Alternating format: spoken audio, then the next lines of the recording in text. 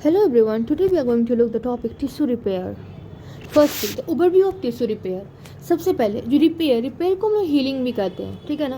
Repair means healing and this refers to the restoration. This refer to मतलब ये basically जो repair जो healing जो टर्म है इसका मतलब क्या होता है कि अगर कोई इंजरी हुआ उसके बाद जो टिश्यू आर्किटेक्चर जो ख़राब हुआ उसको restoration that is called as repair, ठीक है. और बेसिकली जो हम देखते हैं कि जो टर्म रिपेयर जो होता है ये हम लोग यूज़ करते हैं फॉर पेरेंकाइमल और कनेक्टिव टिश्यू के लिए. Okay, the term repair that is used for किसके लिए.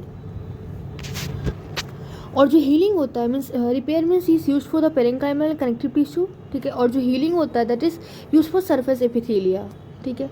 एंड आफ्टर दिस बस हमें इसमें इस पूरे पैराग्राफ में बस इतना याद रख सकते हैं कि जो repair means the parenchymal connective tissue, ठीक है. रिपेयर यूज ही होता है पेरेंकाइमल कनेक्टिव टिश्यू से करते हैं. और हीलिंग मीन्स केवल सरफेस एपिथेलिया को जो that is term used for healing, ठीक है.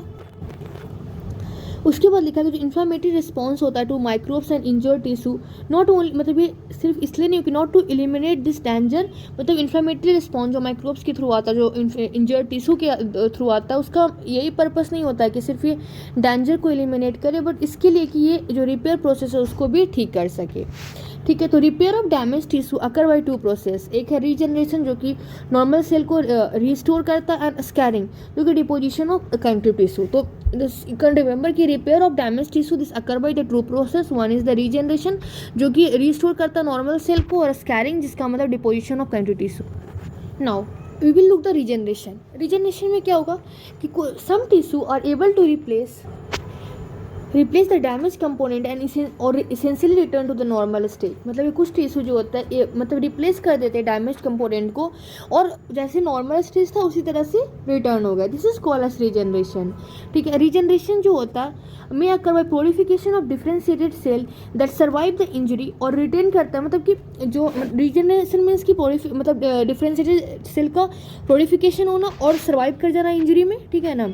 मतलब कि पूरा तरह डिस्ट्रॉय नहीं हुआ और उसके पास एक कैपेसिटी बचा हुआ है कि प्रोलिफरेट कर सके, ठीक है.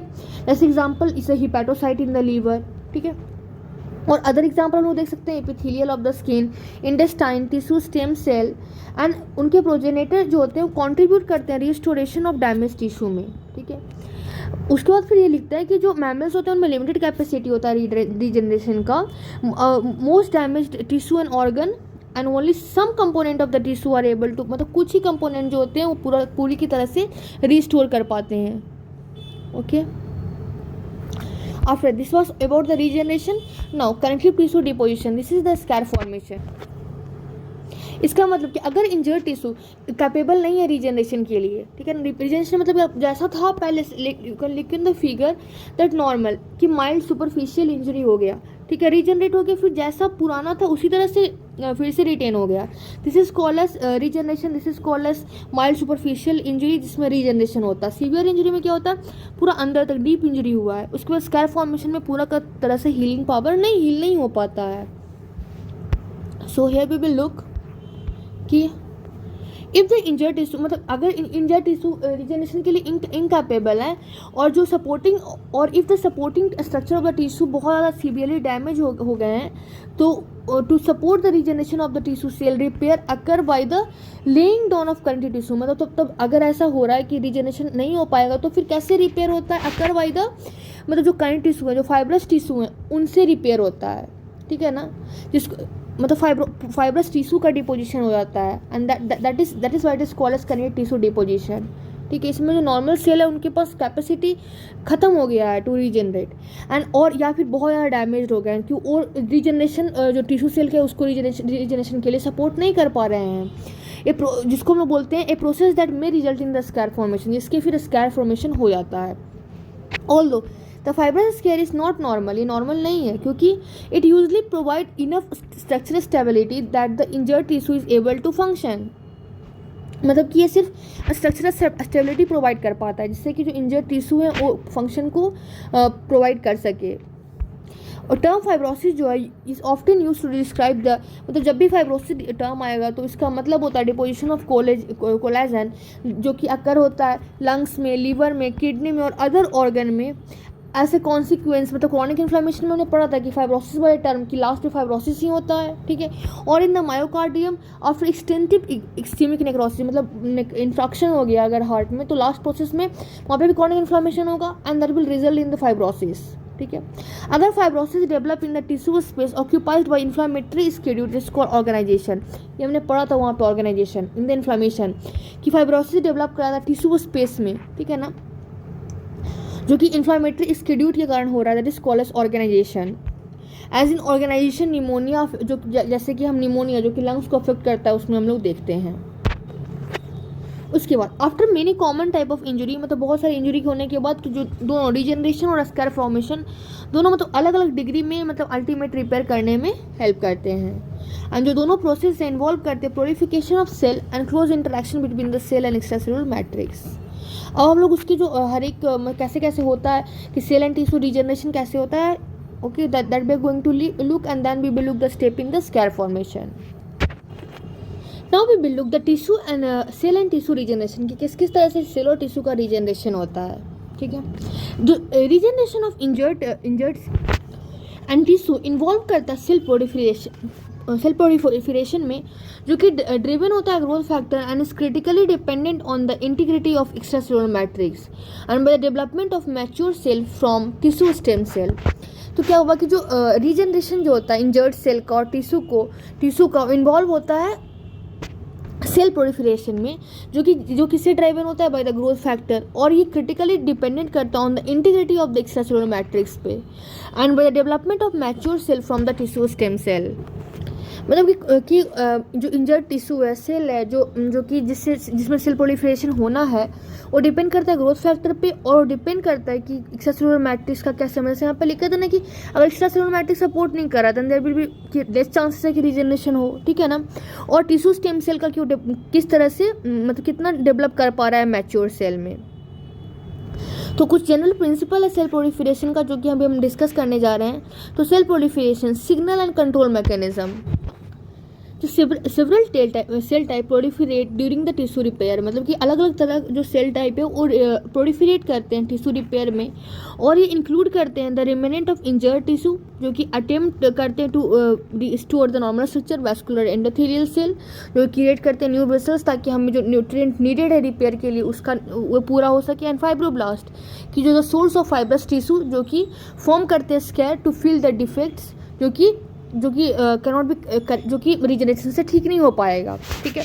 तो अलग अलग सेल टाइप नीडेड होता है ड्यूरिंग द प्रोलिफरेट करता है ड्यूरिंग द टिश्यू रिपेयर, ठीक है ना। एक तो है कि जो इंजर्ड टिश्यू जहाँ पे इंजरी हुआ उसमें जो बचा हुआ टिश्यू है ना, जो कि अटेम्प्ट करता है जो कि अटेम्प्ट करता है कि नॉर्मल सिस्टम में वो कन्वर्ट हो। सेकेंड की वैस्कुलर एंडोथेलियल सेल जो कि नया वेसल्स को बनाता है कि न्यूट्रिएंट के नीड को पूरा कर सके। फाइब्रोब्लास्ट जो कि जहाँ पे अगर रीजनरेशन से ठीक बात नहीं बन सकती है तो वहाँ पे वो स्कैरिंग करता है क्योंकि उसको ऐसे तो छोड़ नहीं देगा। Body will have some mechanism to fulfill those area. The ability of tissue to repair themselves is determined in part by their intrinsic proliferative capacity and the presence of the tissue stem cell.